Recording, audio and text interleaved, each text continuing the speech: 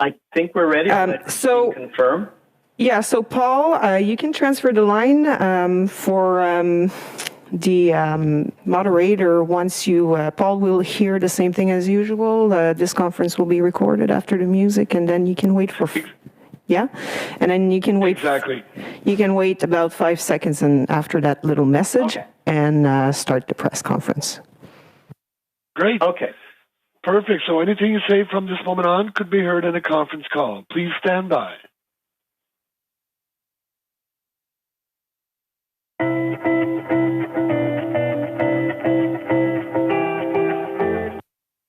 This conference is being recorded. Cette conférence est enregistrée. Good morning and welcome to this technical briefing. Bienvenue à tous les participants ce matin. Welcome to all participants this morning for this briefing. Morning we provide updates to Canada's response to the situation in Afghanistan.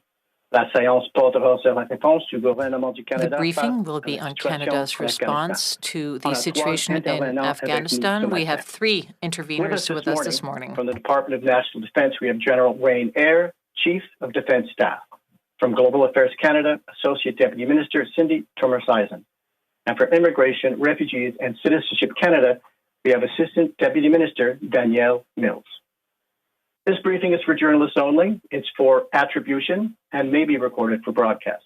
Cette séance d'information est réservée pour les journalistes. This briefing is for journalists only, for attribution, and the briefing may be recorded for broadcast. From each of the speakers and then begin the question and answer period. As usual, 1 question and a brief follow-up per person, please. After opening statements, we will open the floor to questions. We would ask reporters to ask a brief question and a brief follow-up. Thanks again for joining us this morning. I will now hand things over to our first guest speaker, our D&D participant, General Wayne Eyre. Good morning, General. Over to you. Good morning, everyone. Bonjour tout le monde. I would like to begin today by acknowledging that I'm speaking from the traditional unceded territory of the Algonquin Anishinaabe people.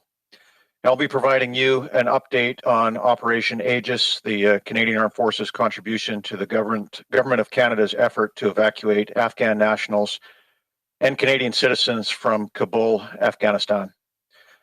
Comme l'a souligné hier le ministre Sajjan, les États-Unis ont confirmé Sajjan has already said, the U.S. has said that operations in Kabul will end on August 31. Canada and our multinational partners for the airlift will have to end their operations and bring back their personnel, resources, and aircraft. So all the other countries will have to withdraw from the airport before the Americans can end their mission, and this includes defending the airport. Our evacuation operations have ceased, and the majority of personnel departed Hamid Karzai International Airport approximately 8 hours ago. A small contingent remains on the ground to support and coordinate our air bridge for the retrograde of Allied forces while conditions permit. Before the airport was closed due to the Taliban, Canada had flown 9 flights out of Kabul, bringing over 800 people back to Canada, and supported the evacuation of the Canadian mission. On August 19th, once the airport had been resecured by our allies, Canadian Armed Forces flights to and from the airport resumed. Since you were briefed yesterday by ministers, the Canadian Armed Forces brought in and secured transit for approximately another 1,000 Afghans destined for Canada. Half of those flew out on a Canadian C-17 last night, while the remainder departed on U.S. aircraft. Thanks to the heroic efforts of our armed forces, our allies, our global affairs and IRCC colleagues, and the bravery of Afghans, Canada successfully transported or facilitated the transport of approximately 3,700 evacuees. Now, this number will be confirmed in the coming days. These evacuated persons include Canadian citizens and permanent residents, members of their families, citizens of allied countries and people who have a significant attachment with Canada, people who have helped Canadians or our allies. Last night with the U.S. Chairman of the Joint Chiefs of Staff, he told me that this was the largest military evacuation in history. The Canadian Armed Forces contributed to these efforts by facilitating the movement of equipment, humanitarian supplies, and most importantly, people. For our part, the depth of our relationships with the US, the UK, and other allies made this all possible. We stayed in Afghanistan for as long as we could. We were amongst the last to cease evacuation operations. We wish we could have stayed longer and rescued everyone who was so desperate to leave. That we could not is truly heartbreaking. But the circumstances on the ground rapidly deteriorated. Now, this is an extraordinary humanitarian crisis, but make no mistake, this is a crisis of the Taliban's making. I want to be clear. In the face of tremendous adversity, what our armed forces have accomplished through Operation Aegis is nothing short of extraordinary.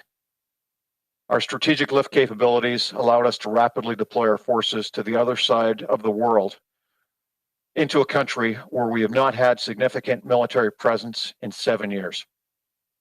We also deployed armed forces capabilities, many currently in Kuwait as part of Joint Task Force Impact to support this mission.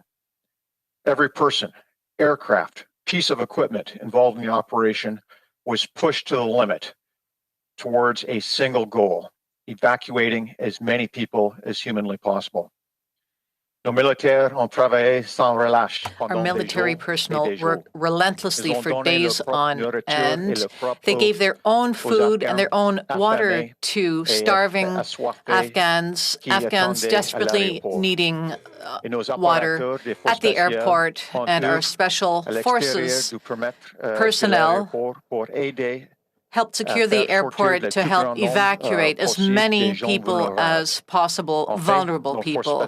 Lastly, our special forces have begun to work outside of the perimeter. They did so early in the operation, and these people were amongst the last of the allies to come back within the security zone. Yeah, at the outset, we knew this operation could not be micromanaged from Ottawa. So we pushed authorities and required resources down to enable maximum flexibility, and our troops made full use of them. The conditions our armed forces members were working under were unlike anything we've seen in decades, even during our previous mission in Afghanistan. The threats around the airport were significant and dynamic. Throughout the operation, we received word of multiple imminent attacks, which necessitated changes to our plans on the ground and demanded maximum adaptability and agility on the part of our people. Non-combatant evacuations operations are inherently complex, but all told, this operation has been one of the largest, most complex, and dangerous in modern history. And operations like this take a tremendous toll on our people. Nous avons tous suivi avec effroi les événements. Followed with horror the events that have unfolded in Afghanistan in the last few weeks. It was an emotionally charged period of time. Some people were able to make it out, whereas others not. As the Acting Chief of Defense Staff, my greatest concern now is for the wellness of our troops involved. They have witnessed horrific things. They have faced incredible dangers. And the feeling of helplessness and guilt that arises from having to leave people behind can be overwhelming. The same can be said for those of us working in Canada. Like so many of our CAF members and our veterans, like so many of you in the media, and like so many others, I have received emails from people I worked with during my tours in Afghanistan who are desperate to get out or get their families out. Their pleas and the photos of the families in terrible situations that accompany many of them are heart-wrenching. They tear at our souls. Et nous ne pouvions rien faire d'autre que de diriger And we ces could pauvres do gens nothing other but vers to les sources direct these d'information poor people officielles, en towards espérant qu'ils information trouvaient le chemin sources, vers la hoping sécurité that pendant they que nos would be able troupes to sur le find a way terrain towards faisaient security tout when we ce did qu'elles everything pouvaient. we could. No matter what jobs we do, no matter what training we go through, no matter what military experience we have, we are human. And these horrifying stories will stay with us, in many cases, in most cases, for life. So caring for our people will be a priority as this operation winds up. Understanding that burden, I ask our members to focus on the thousands of lives that they saved. As they come back, they will be debriefed. They'll be given the time they need to decompress. We'll support them, ensure their well-being, and make sure they know how proud we are of them. Their experiences have not been made any easier by the fact this operation was carried out under intense and often misinformed public scrutiny and criticism. Now, for obvious reasons, operational details of what we were doing had to be kept quiet. So into that silence, some people interjected their own narratives without any real knowledge of the facts, adding to the confusion. Mais la vérité est très différente. But the truth is very different. Even if the Kabul airport was the scene of desperation which broke our hearts, in the coming days you are going to hear tales of heroism on the part of people who participated in the operation, and we need to hear what they have to say. Dedication, determination, and compassion. How the heroism of our Canadian troops saved and changed thousands of lives. You'll hear about the CAF members who cared for a new mother and the baby she'd given birth to approximately 15 hours before boarding a flight, making sure she and the infant made it to safety. You'll hear stories of the little girl, the little Afghan girl who followed a military member onto a flight. She asked her father, she told her father she wanted to be a policewoman, and he said that in Canada, women can become members of police forces. And the little girl said that she would like to become a police officer when she grows up. A little Afghan boy who so admired one of our soldiers that he wouldn't leave his side as the soldier carried out his work during an evacuation flight, and how that soldier cared for the boy, who was about the same age as his own son, waiting for him to return safely home to Canada. Now, the events of recent weeks have, not surprisingly, caused many of us to ask about our past involvement in Afghanistan. Was it worth it? My personal answer is time will tell. I know we made a difference in thousands of lives while we were there, and every one of those lives counts as a win. We'll see if that's enough. Finally, I want to thank our Canadian Armed Forces families, the families of our fallen, and the many veterans that have been following these events closely, many of whom have been advocating for a better life for Afghan nationals. Thank you for your strength, compassion, and resolve during these difficult times. Canadians can be immensely proud of the work our team has been doing under incredibly dangerous and chaotic conditions in recent weeks. I know I am, and I thank them for their courage, ingenuity, and peerless professionalism. Thank you. Merci beaucoup. Merci, monsieur. Thank you, General. Now we go to Cindy Turmer-Sison of Global Affairs Canada.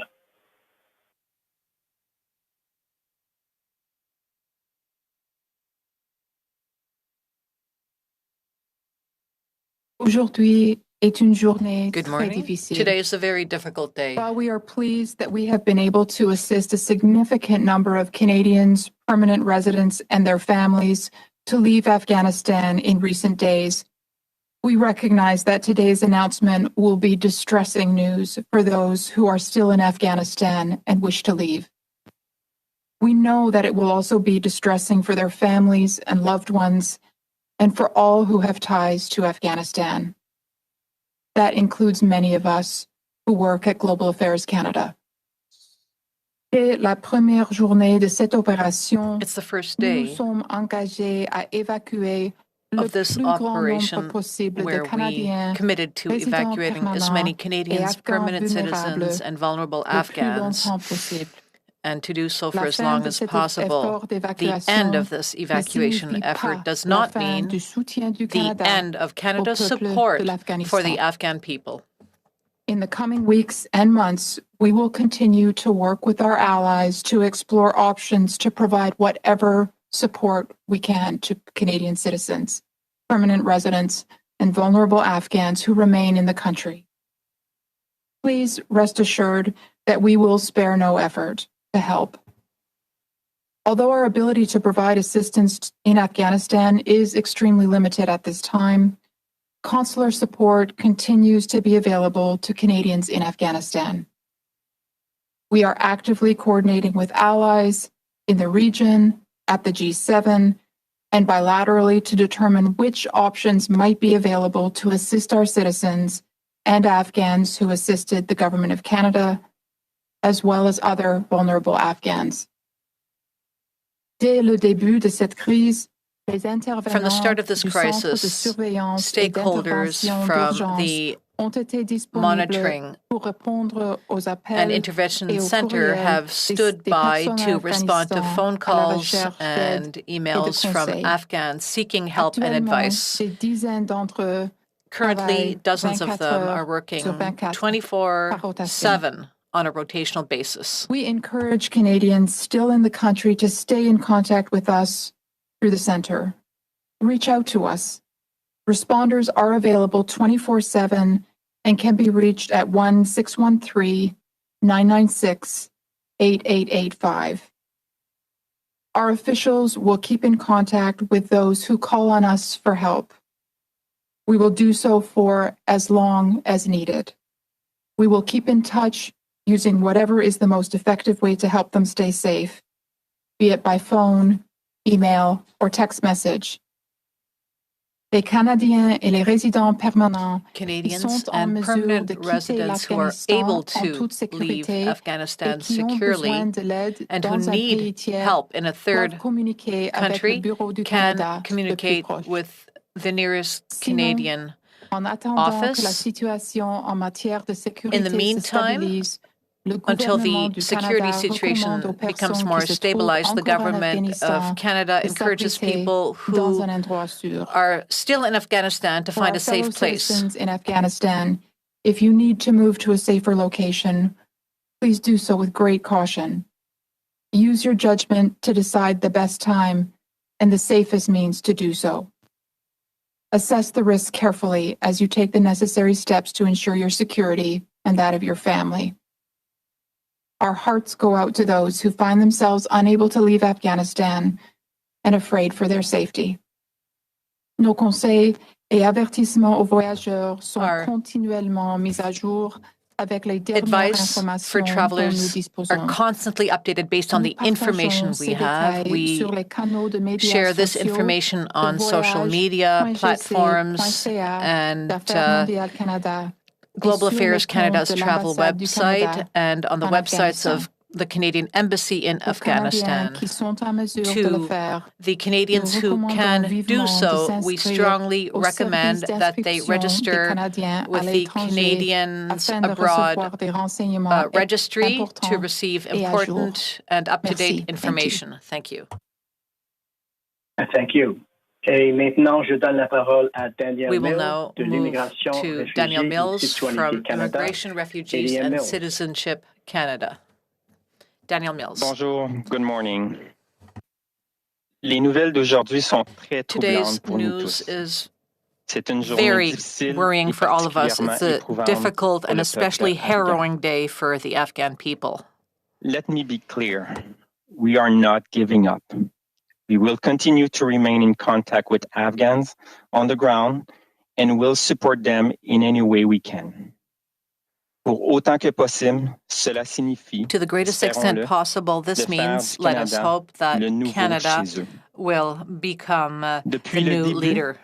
le Canada s'est fermement engagé à From the aider outset, Canada committed to supporting and evacuating as many people as possible until we could not do so safely anymore. What is unfolding is a real tragedy. The fact that the situation on the ground in Afghanistan has changed much more quickly than expected. We had hoped to evacuate many more people over a longer period of time. However, as you know, the situation today is completely different. I want to assure you that IRCC has been and continues to work tirelessly to process all applications under our special immigration measures, afin que nous puissions offrir l'asile à toutes les personnes dans le besoin. So we can offer asylum to every person who needs it. Global network, and this operation remains our number one priority. En date de ce matin, le Canada avait reçu As of this morning, Canada had received more than 2,500 applications under these special immigration measures, which represents over 8 million persons, for which over two-thirds have already been approved. And we will continue to work around the clock to process the remaining application as quickly as possible. Même s'il s'agit d'une situation très difficile, even though this is a very difficult situation, persons in Afghanistan must now assess their own security situation and do everything they can to protect themselves and their families. Nous assurerons un contact étroit will ensure close and continuous communication with them thanks to our network of embassies around the world. We will ensure that they have the most up-to-date information and support. Here in Canada, IRCC is responding every day to thousands of calls and emails received through our dedicated phone line and email. Notre ligne téléphonique est disponible en Dari, en anglais Our phone line is available in Dari, French, and English, and we accept the cost of these calls. Now that our evacuation efforts from Afghanistan have ended, Canada will begin to focus on the next phase of our operation. Ainsi, au cours des prochaines semaines et des prochains mois, in the coming weeks and months, we will work with our international partners, including the United Nations, on our humanitarian work. As you know, Canada has committed to settle 20,000 Afghans, and we will continue to work to help the most vulnerable Afghans to find asylum in Canada. For Afghans already here in Canada, who are safely in this country, the support offered by Canadians has been just incredible. Thank you to all of those who have stepped up and who are participating in this initiative. To conclude, I again would like to express my deepest regrets to all those who have stayed behind in Afghanistan and also to our Afghan community here in Canada. We stand with you. We will support you, and we will continue to do everything we can to make sure as many vulnerable Afghans are out of danger and that they can make it here to Canada. Lastly, I would like to thank from the bottom of my heart all those people who have worked directly and indirectly to address this tragic international situation. Thank you. Thank you, Mr. Mills. To all of our speakers. And now we're ready to take questions. On est prêt maintenant pour la première question. Operator, we're ready for our first question, please. Thank you. Merci. We will now take questions from the telephone lines. If you have a question and you are using a speakerphone, please lift your handset before making your selection. If you have a question, please press *1 on the device's keypad. You may cancel your question at any time by pressing *2. So please press *1 at this time if you have a question. There will be a brief pause while the participants register. We thank you for your patience. Nous allons maintenant passer à la période de questions. Si vous utilisez le téléphone main libre, s'il vous plaît, suivez le combiné avant d'effectuer votre sélection. Please make sure you're on the right channel. Press star 1. You can at any moment choose to cancel your question by pressing star 2. So, again, star 1 now if you want to ask a question. There'll be a brief delay, so you can put yourself in the line. Thank you for your patience.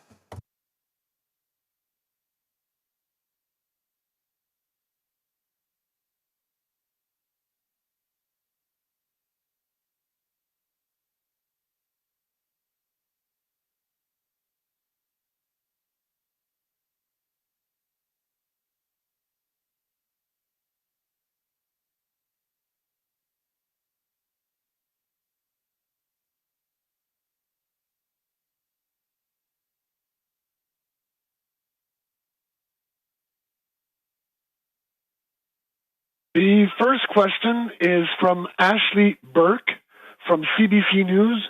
Please go ahead. Your line is open. Good morning. I'm hoping to get a sense of numbers. You had a list of about 6,800 applicants and about 2/3 of their applications were processed. And I'm hoping to get a sense of how many people you believe that are still there on that list that you weren't able to get out of Afghanistan. There's sort of an estimated number based on your figures.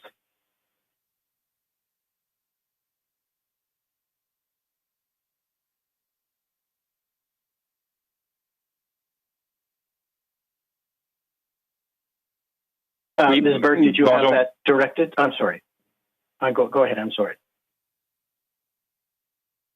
Si je peux me permettre, je peux peut-être commencer à répondre et mes collègues pourront enchaîner if I may, I can begin to answer the question and my colleagues can complete the answer. Merci beaucoup pour la question. Thank you for the question. Comme j'ai mentionné dans mon allocution, as I said in my presentation, we received over 2,500 applications for a total of about 8,000 people. We've already processed and approved over 2/3 of those applications. What we need to process will be done so on a priority basis over the coming weeks. We've committed to this, and we would like to reassure the applicants this work is ongoing, and we're going to keep them up to date and give them the necessary information on a timely basis. That in English before I ask my follow-up question, please.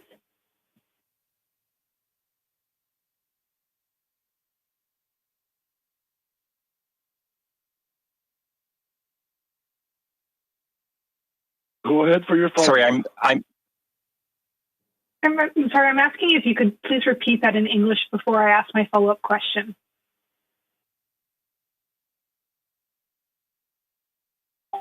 Sure. So thank you very much for the question. So as I mentioned in my introduction, we have received over 2,500 applications, and which totalize around 8,000 people. Out of that, we have processed over 2/3 of them that have already been processed and approved, and the remaining one will be processed, in the upcoming days. And we are prioritizing those applications, and folks around the integrated global network is working really actively to process those remaining applications.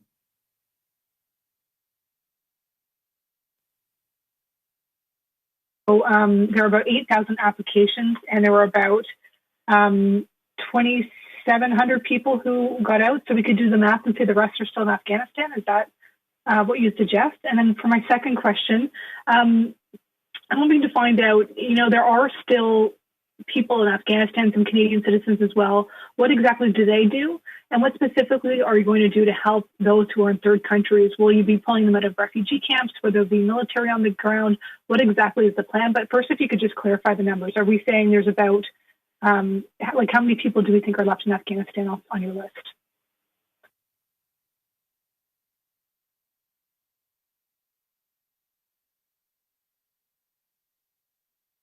Thank you for the question. Perhaps I could start from...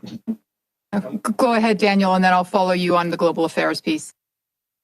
Thank you, Cindy. So as I mentioned, we have received a total of 8,000 people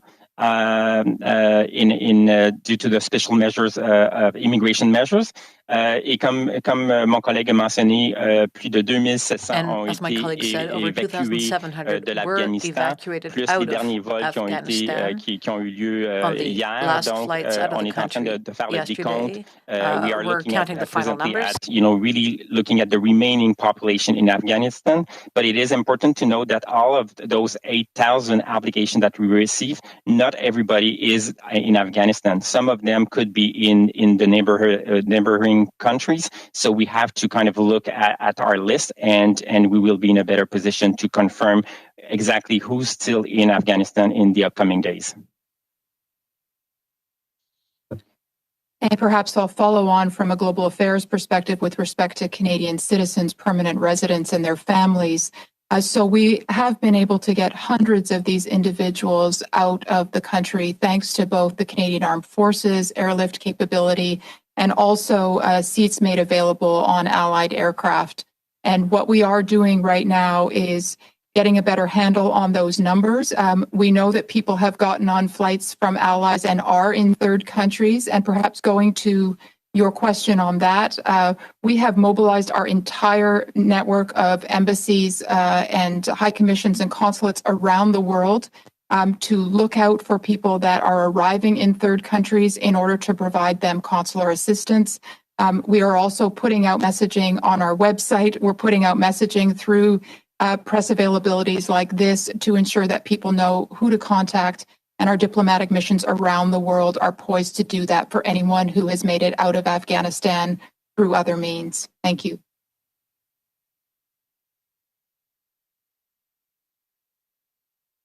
Thank you. Merci.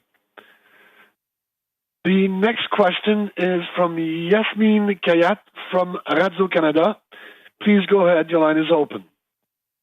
Merci beaucoup. Bonjour tout le monde. Thank you very much. Good morning, everyone. I would like one of you to repeat in French the exact numbers of persons evacuated and the details with regard to the last operations, as Mr. Air talked about in English at the beginning of his presentation.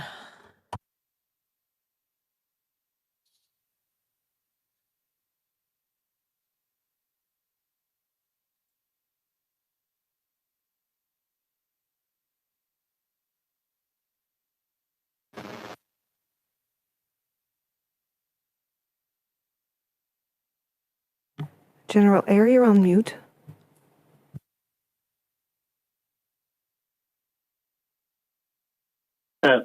Yes, hello. Je peux dire aussi, je suis le modérateur, que tous les détails comme ça, vous pouvez aussi I would also like to add that if you want to add any information, you can contact us at Media Relations. C'est juste pour ajouter ça. I just wanted to add that, but I will now give the floor to one of our presenters.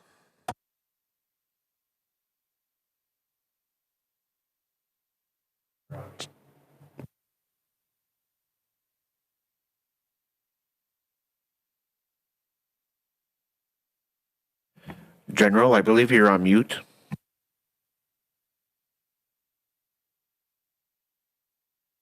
Je peux confirmer en français que pendant I can confirm in French that over the last day, nous avons arrêté nos opérations we ceased our evacuation operations. Il y a 8 heures, notre dernier vol 8 hours ago, the last flight left Afghanistan. Avec notre force opérationnelle. With our operational forces. Il reste une petite équipe there is a small liaison team on the ground to help with the coordination avec nos alliés. With our allies. That team will stay on the ground for the next day or two.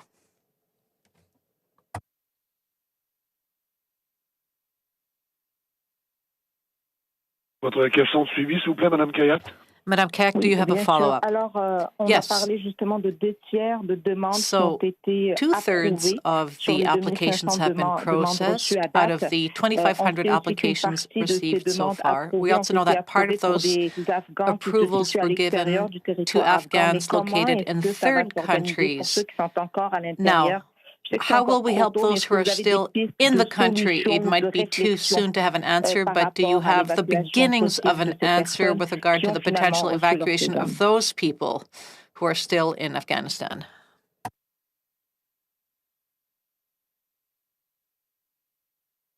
Merci pour la question. Thank you for the question. Nous continuons à venir en aide aux personnes qui sont en Afghanistan et qui désirent se rétablir comme réfugiés au Canada. And who would like et ce même après seek la fin asylum de in Canada. We will keep on working with them even after the end of the evacuation effort. We will stay in contact with these people via email, via SMS, email, texto, or text. Et ils peuvent également en tout temps These communiquer avec people nous. can Comme j'ai always mentionné communicate précédemment, with nous avons us. la They can do so at any time. As I said earlier, we have a phone line. Une boîte de courriel We have a dedicated voicemail for these people who can get in touch with us at any time. We want to reassure these people that we have not forgotten them. But as you said in your question, it's still too early to know what next steps will be. So we are working closely with my colleague Cindy from Global Affairs Canada to determine next steps. But at this point, it is still too early to know exactly what our opportunities are. And maybe I'll just add to that from a Global Affairs Canada perspective to say that I think, as you're all aware, both the political and the security situation in Afghanistan are very fluid. We do not know what the next government will look like, what it will be comprised of, and what its approach will be to the departure of foreign nationals or Afghan nationals. But we are working extremely closely with allies and other countries in the region to assess this and to explore options for continuing to support our Canadian citizens, permanent residents, our members of our special immigration program, and also other vulnerable Afghans. Thank you.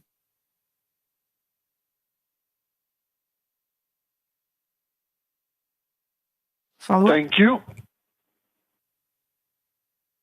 She had already asked her follow-up. Thank you. Merci. The next question is from Mike Blanchfield from the Canadian Press. Please go ahead. Your line is open. À vous la parole. Yes. Can you just clarify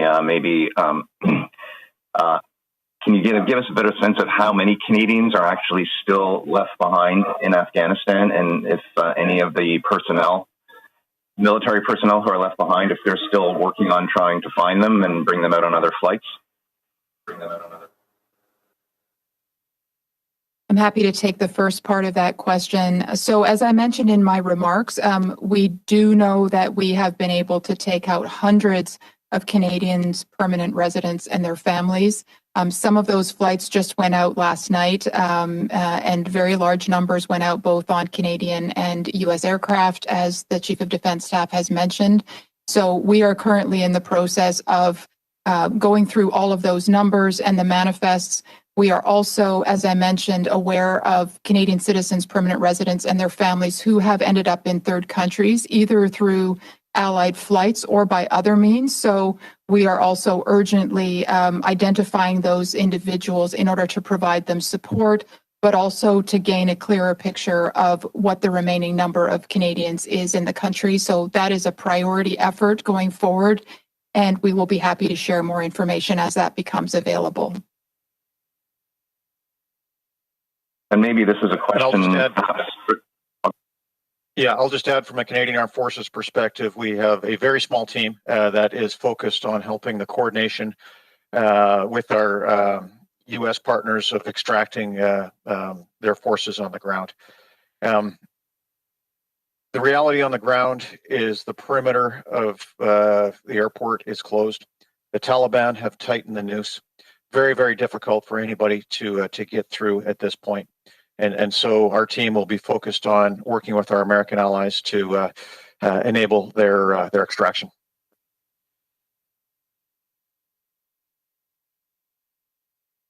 Well, as a follow-up then, General, will that include using American air assets perhaps to help, because we don't seem to have that? I mean, maybe there are helicopters and working with them to get more people out?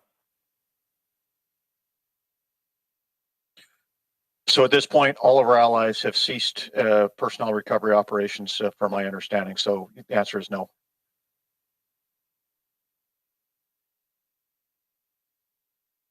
Thank you. Merci. Once again, please press *1 on your telephone keypad if you have a question. De nouveau, n'hésitez pas à faire *1. Again, press *1 on your device if you wish to ask a question. The next question is by Boris Pou from Le Devoir. Thank you very much.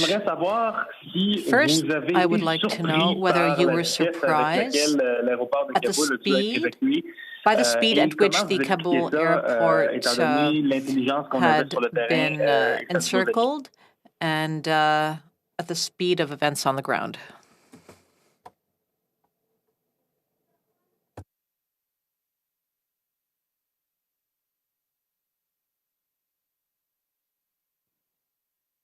Perhaps I can start from a global affairs perspective. Go ahead, General Eyre. I'll just say from our perspective, warfare is always chaotic and unpredictable, and hindsight is 2020. Based on the information we had at the time, yes, we were surprised by the speed of the Taliban takeover of Kabul, and I'm sure there will be much ink spilt about this. But we have to look at going forward now and what next steps we take. Thank you. I think General Eyre has said it well. I'll leave it at that.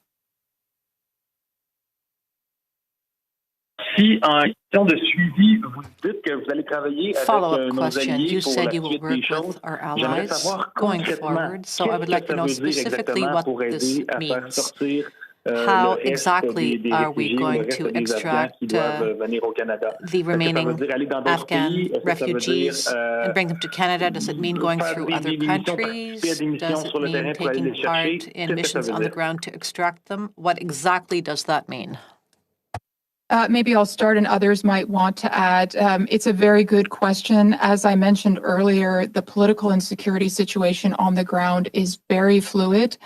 One thing we don't know, for instance, is once the military retrograde is completed, even what kind of airport will be available for civilian flights. So understanding even what kind of transportation options are available is still quite difficult.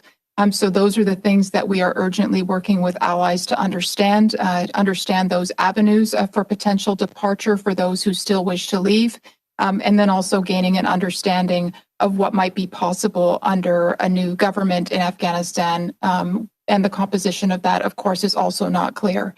So all that to say, there is much that remains unknown, but we have daily, multiple times a day, conversations at all levels of the government with allies, with regional countries, to better understand what that future might look like, and therefore what options might be available for us to further assist Canadians, permanent residents, our SIMS applicants, and any vulnerable Afghans that remain on the ground and wish to leave. Thank you.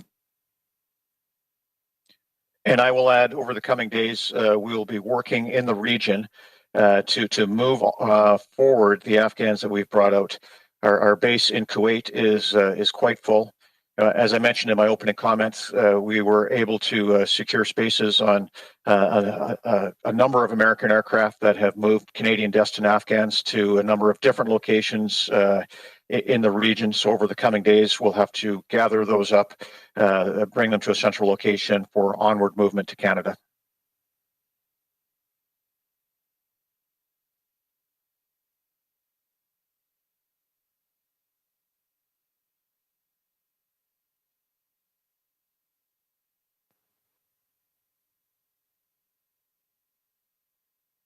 Hello, operator. I think we're ready for the next question.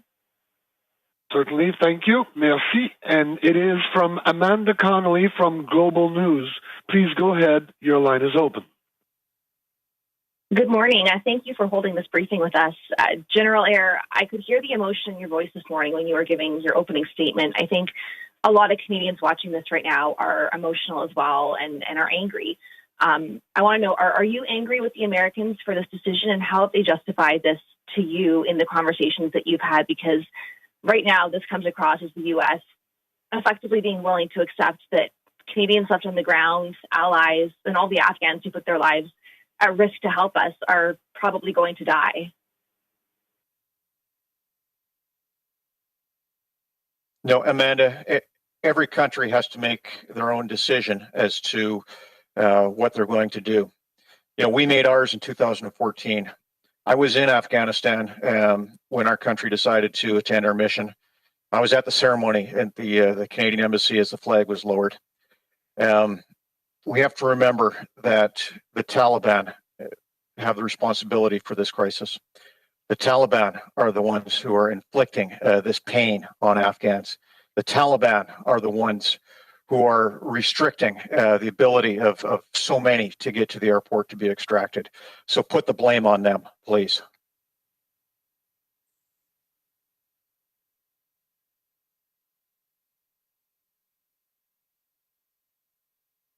Right now, to not extend the evacuation effort means that all of the countries that have said that they would be willing to continue doing this work have to pull back as well. Can you break it down for the people who are watching this in plain language? What are the logistical barriers here to countries like Canada stepping in to take control of the airport if the Americans do not want to do that? Is it a lack of intelligence, a lack of technology, a lack of people? Can you just help us understand that? So there is no country in the world other than the U.S. that's got the capability of projecting force to the other side of the world and securing an airport like that. I'm very happy with the Canadian capabilities that we've been able to exercise here. A decade and a half ago, we would not have been able to do this.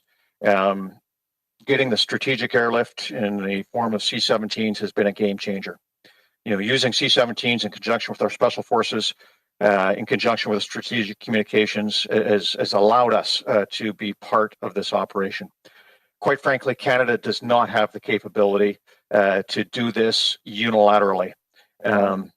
Neither does any other country besides the U.S.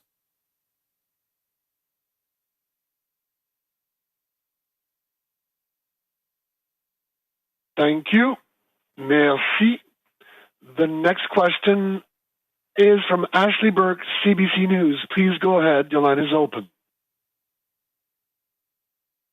Good morning. General Eyre, you mentioned that there was a lot of intense misinformation because the military wasn't releasing details due to operational security. What specifically was the misinformation that you feel was out there? So for example, many of you have seen a video circulating around that shows Afghans near our security personnel.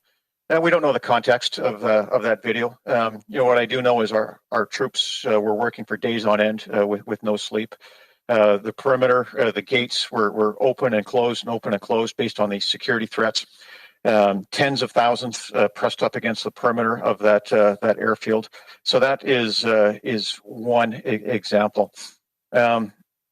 But I do know that the proof is in the pudding of the thousands that we were able to get out, and I am proud of the work of each and every one of our members who were part of this operation. Whether they were our troops on the ground, whether they were our air crew who were flying in very difficult conditions, whether they are our staff throughout the line of communications coming back to Canada, whether it was our staff back here working incredible hours under very, very intense circumstances to plan this operation, in and amongst all of the other operations that we're conducting, around the world and here at home as well, in the context of a pandemic. So, that's one example. clearly explain to us why Canada is ceasing operations today, days before the deadline? Were you given a specific date by the Americans that you had to be off the tarmac, or how did this work? How was this date decided?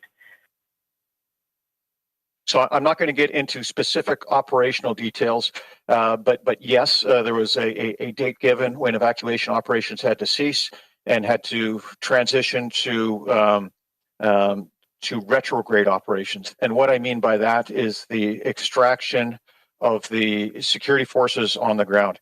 Understanding there are thousands of U.S. troops on the ground that are securing that airport. That is a very, very delicate operation in a contested environment. So without the ability to have the force protection necessary to secure the airport, we would not be able to conduct the evacuation operations. So that was a very deliberate transition date that was part of the planning process to meet the August 31st deadline.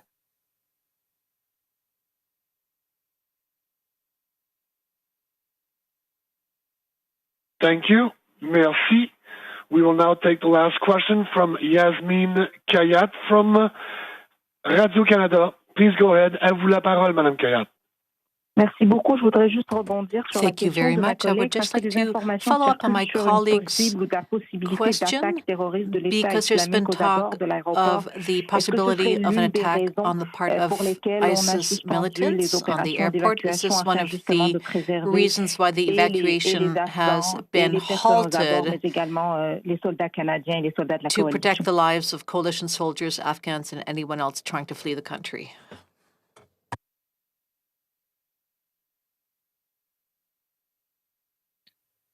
So the answer is no. But that being said, we continued throughout this operation to be very, very concerned about these reports of threats that came in. And as I mentioned during my opening comments, that our plans changed on a almost minute-to-minute basis as these threat reports came in with specific targets that really demanded the adaptability and flexibility on the ground. Our troops working outside of the perimeter assume force protection risk. In all likelihood, more force protection risk than I was comfortable with to get this mission done.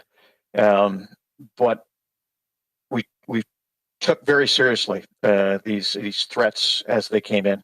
Most recently as including over the last few hours.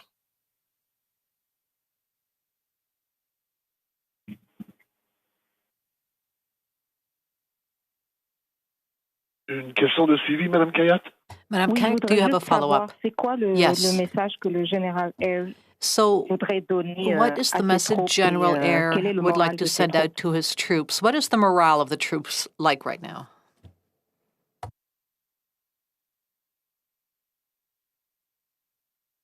Well, it's no surprise this has hit us all very hard, especially those of us who spent part of our lives in that country. My message to the troops who are involved in this operation is focus on those that we got out. I had this conversation with one of my staff several days ago, and he told me, sir, if we save one life, it is worth it. So I asked my troops to focus on that, focus on the lives that we saved, live their lives as our fallen would wish them to live them. Focus on being better each and every day, and we'll get through this. Thank you. Merci. There are no further questions registered. Il n'y a plus de questions à ce moment-ci. I'll now turn the call back to Mr. Bill Brown. De retour à vous, Mr. Brown. Thank you very much, and thank you to all of the speakers and to everyone for participating. Merci tout le monde pour être là aujourd'hui. Follow-up questions can be sent to the appropriate media relations teams. Pour d'autres questions, veuillez communiquer avec les équipes de relations avec les médias. Contact information is on the media advisory sent out last night. Have a good day et bonne journée.